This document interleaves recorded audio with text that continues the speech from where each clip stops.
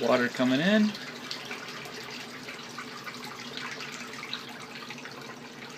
And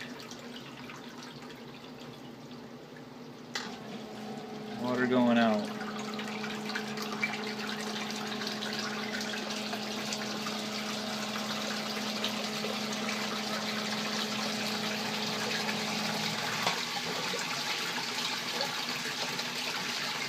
Yes, if you're looking, yes, we have 3 sump pumps.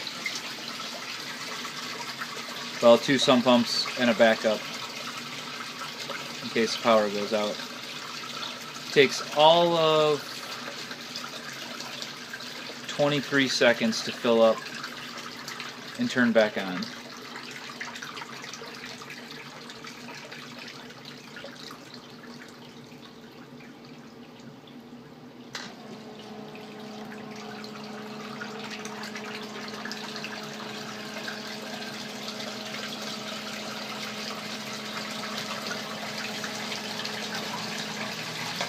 And there we go.